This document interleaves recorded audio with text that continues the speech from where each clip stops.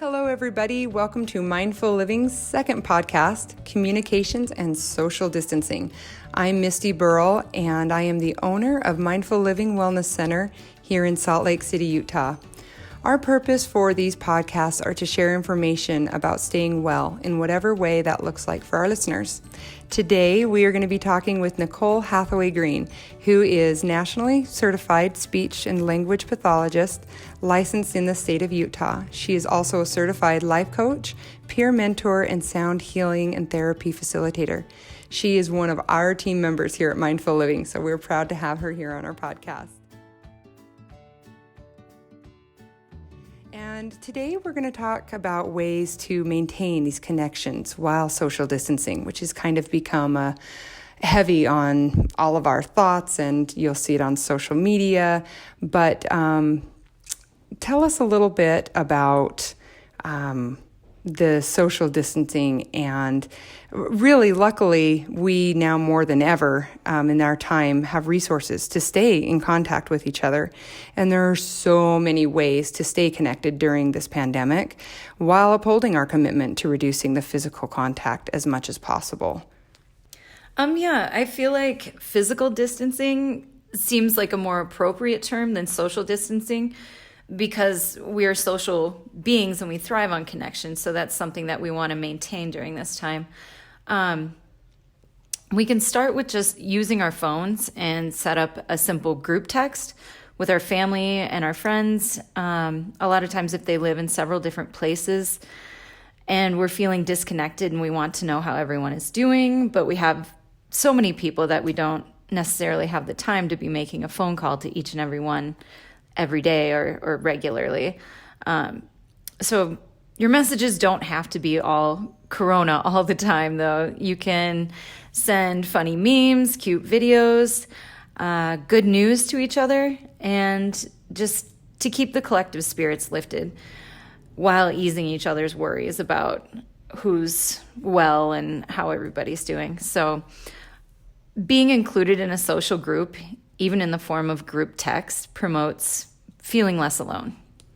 I know with texting in a group chat on my phone, I definitely stay connected with my family. Me and my siblings, I have 5 siblings and my mom, we're all on a text thread, so we keep in contact, and that's really fun.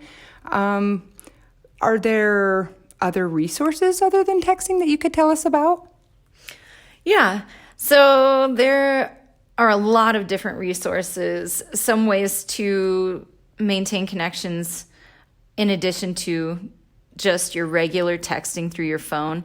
There's also Facebook Messenger for a lot of people that you may not have their phone numbers necessarily, old friends that you want to get back in contact with, extended family, things like that. There are also apps like GroupMe and WhatsApp.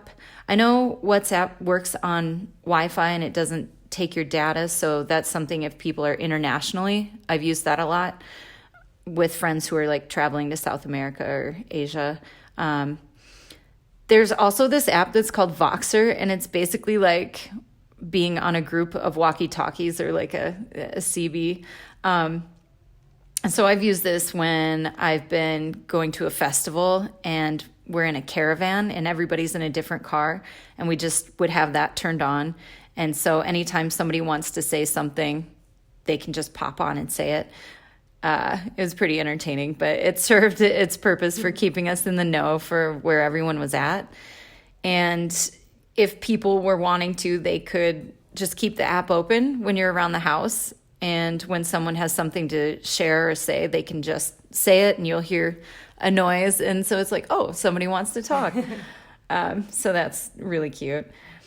If you're more into hearing each other's voices, or some people in the group don't have camera phones or the technology for group video chats, which I'll go to more in depth later, they can use group calls or conference calls to schedule regular check-ins. So, for example, we have like a 5 to 10 minute check-in at 10 o'clock with my mom, my dad, and my brother. And we've also used this sort of conference call with my team at Turia's And what we've done is every Sunday we decided to hop on a call and we do check-ins with each other, how we're doing mentally, how we're doing emotionally, and then something that we're celebrating. And then we just kind of take turns talking. And that was really beneficial for me to stay connected. That sounds so fun.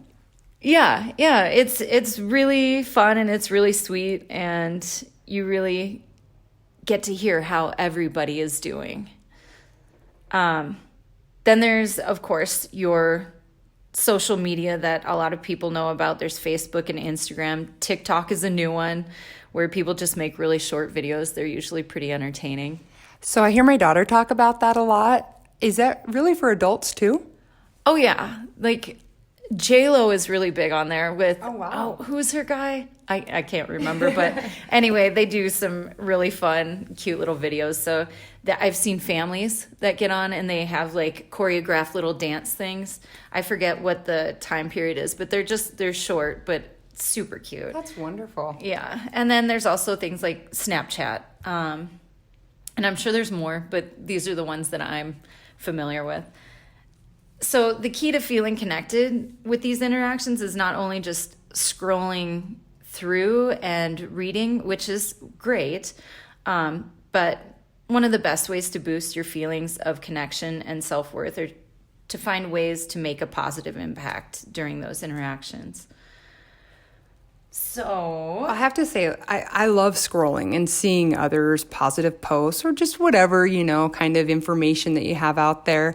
Their stories, but I'll admit, sometimes I do feel slightly disconnected because the lack of interaction. I'm just visually seeing it. I'm not doing anything with them. Yeah. So when you're scrolling, it's sort of a one-way communication because you're taking in the information, but you're really not having that back and forth. So with Facebook and Instagram, for example, there are ways to spur the interaction. Like you can create a poll, you can use the ask me a question option. You can just ask a question yourself and just try to engage people. There are special interest groups where you can share your knowledge or your expertise around something. With the story feature on Instagram and Facebook, you can create some videos where you talk about a book or a movie that you just read or some poetry or a quote, things that were thought-provoking for you, and give people an invitation to interact. Ask questions about what their opinion is, see if they have similar experiences or ideas. There's also the option to create a group on Facebook. So if you can't find one around the subject that you're interested in, you can easily make one of your own. So you could make like a virtual book club or a group dedicated to discussing a TV or movie series. That sounds fabulous. I love that. Yeah. So let's see, video calls. So they're a major bonus of this information age. So you get both your listening and your visual senses involved. So you feel a step closer to spending that time with others in real life. You can use video to connect one-on-one or with a group. So you can easily do this using your cell phone or your laptop or your tablet, your desktop computer. What are some of these platforms that you could do the one-on-ones with? I mean, I know we can use it on our iPhones or your whatever phone, your smartphone, your laptop, but what are some of the platforms? So if you have an iPhone, of course, there's FaceTime that works iPhone to iPhone. There's Google Duo, and that works for iPhone and Android. So I use that with my family because they have Android phones, and it's the same as FaceTime. Facebook Messenger has a video option, and I believe WhatsApp has a video option as well.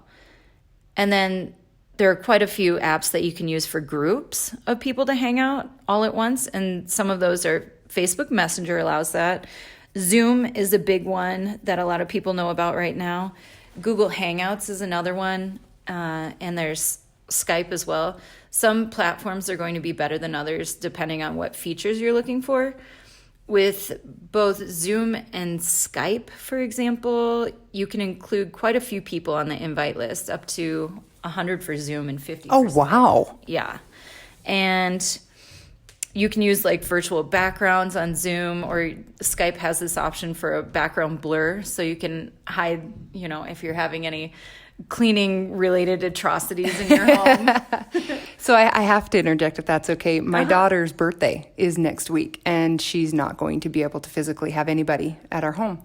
This is an awesome idea. So we could go on one of these and figure out a way to kind of get her friends, no matter what device they have, and create kind of a virtual party. That Absolutely. sounds awesome. I had a friend in Portland who just had a virtual house party last night. And with DJs and all kinds of stuff. He's a circus performer, so there was that would be fun. Yeah. So let's see. You can also use any of the group video tech to throw a virtual dance party like we were talking about, or attend a virtual concert. You can find footage of one of your favorite bands at a live show, a DJ, footage of a festival or a concert. Or like I was talking about, my friend who had that party, he had an actual DJ play and stream it to everyone who wanted to attend. And people made it like super fun by dressing up in their festy gear, their club gear. Right on. Yeah. You can switch up the lighting in your home, hook up your speakers, and it really feels like a party. So since the spontaneity of, say, like grabbing drinks with someone you just bumped into is not currently an option, there are ways to create that digital spontaneity and add a sense of freedom to your day if you're not ready to commit to like, okay, we're all getting together at this certain time. So, for example, you can send a surprise video message to friends or relatives. There are apps like Marco Polo. I don't know if you've heard of that. And there's also Snapchat, which is one that's been around for a while. So with those, people can go to those and enjoy them at their own leisure.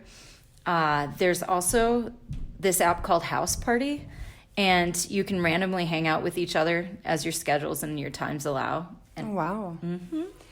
Those are some awesome ways to be able to stay connected with groups. Like, we've talked a lot about staying connected socially during this time.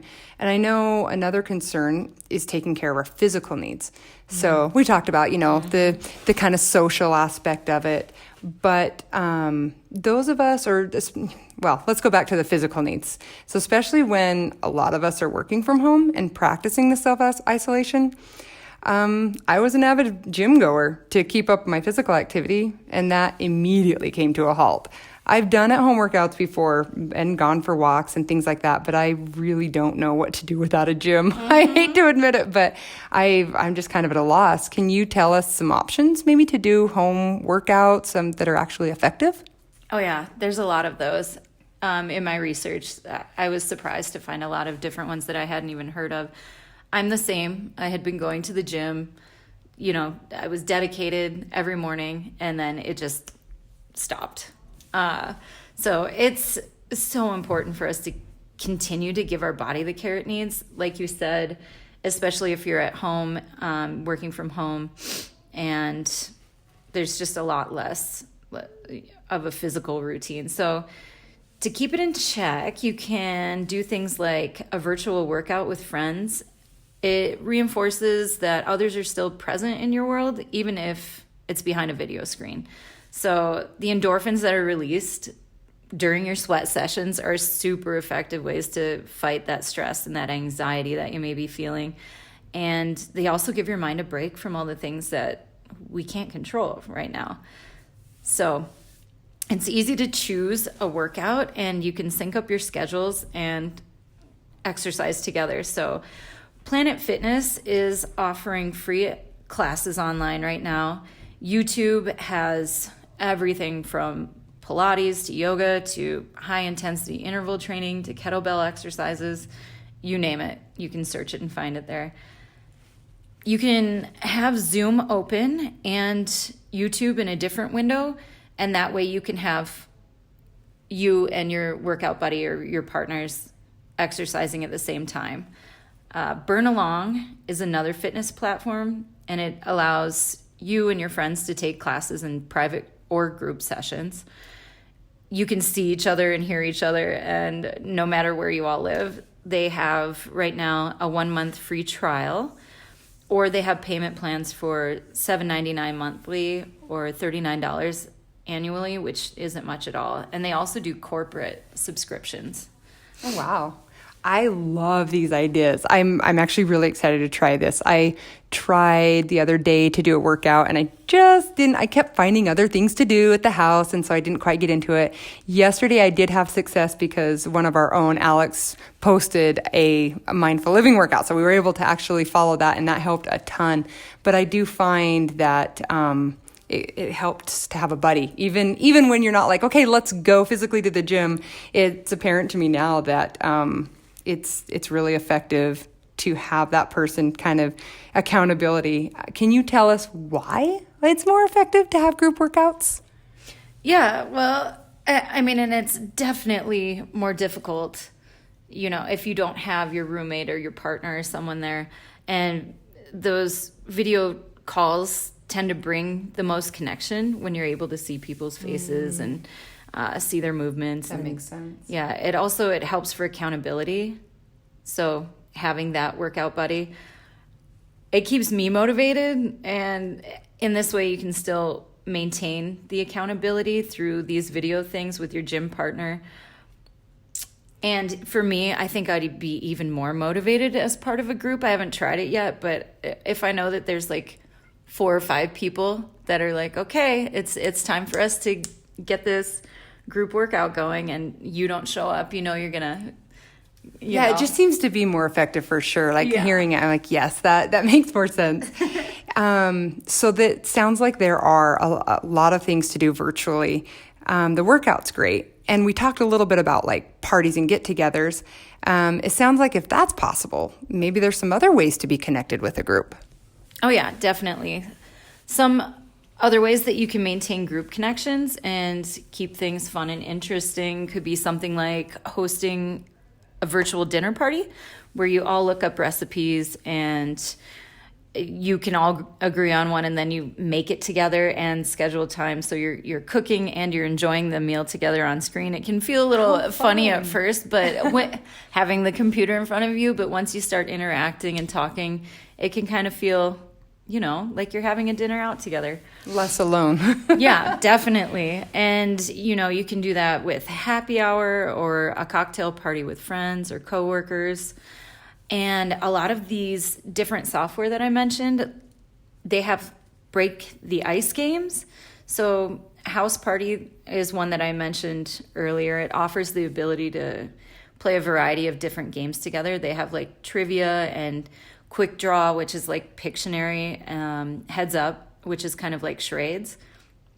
8 people can connect at once on the House Party app, and it's super easy to use. And there's an added bonus that you can pull contacts from other social media apps like Facebook and Snapchat, and it allows for more like seamless connection to your social media friends too. There's another idea that I came across in my research. If you're feeling super crafty, you can create like a spin the wheel interactive game. I saw some really elaborate setups using bicycle wheels and like the frozen pizza inserts, those the cardboard ones.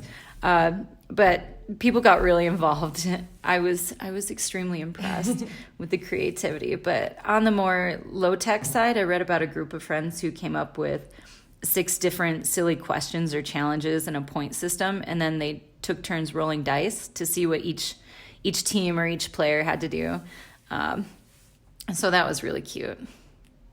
Those are such wonderful ideas. How exciting. That just sounds like fun to do anyways, even if we weren't in social isolation. Right. I do have to say, what if you don't have close friends or family, roommates or partner? Like, what if you have difficulties with your mental or emotional health? What can you do if you're faced with those kinds of challenges? Yeah, that's a very real thing too, because a lot of people that already isolate, they can feel even more distance from their social connection. So luckily with like a telephone call or an internet connection, support is really easy to access right now. There is this website called greatlist.com, and it has a page that lists 80 awesome mental health resources for people who can't afford a therapist. So you don't necessarily even have to have this money coming in order to get that support that you may need. If you can't afford therapy or your insurance will cover a portion of it, there are a number of telehealth providers who are accepting new clients right now. We have a wonderful resource here at Mindful Living. Yes, we do. Yep. Kelly Jacobson is our in-house therapist, and she's offering free telehealth consultations right now. You can also use the internet to access resources through sites like psychologytoday.com, betterhelp.com, talkspace.com, verywellmind.com is another one. There are so many. NAMI.org, so that's I think it's North American Mental Health, I can't remember exactly, but it has a whole bunch of information and resources listing support groups, therapy sites, and mental health apps, and they keep that current. And it's NAMI.org. There's other organizations like Mental Health America, and you can also find organizations with more specific focus, like the Depression and Anxiety Association of America or Bipolar Hope, things like that.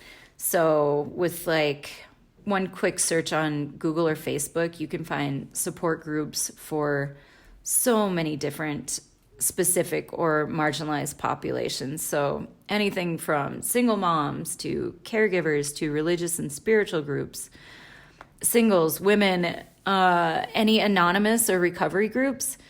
There's a website that's called In the Rooms, and they have AA meetings going pretty much 24/7, connected all around the world. And that's a really cool one. There are groups with topics of race or sexual orientation, gender identity, physical abilities, neurodiversity, the list goes on. So, of course, these groups can be run by specialists or organizations or peers, and you may have to shop around a little bit to find the most beneficial one to fit you and your needs, but you're likely to find what you're looking for. These are wonderful resources and ideas. I am so glad that we were able to chat today about ways that we can stay connected, some options to be able to get connected, and also a little bit of physical health, taking care of yourself physically as well as socially. We are going to have listed all of the things that Nicole spoke to us about, references and resources, so you don't have to rewind and try and write down. We'll have those posted. And as always, please visit our website, www.mindutah.com, and give us a like and a follow on our social media pages, where we'll have links to the information that we spoke about today. We are so glad that you joined us and hope that you were able to take something away from our conversation and information that Nicole has provided for us. And thanks so much again, Nicole, for being with us. Thank you, Misty. It was my pleasure. And as always, have a very mindful week.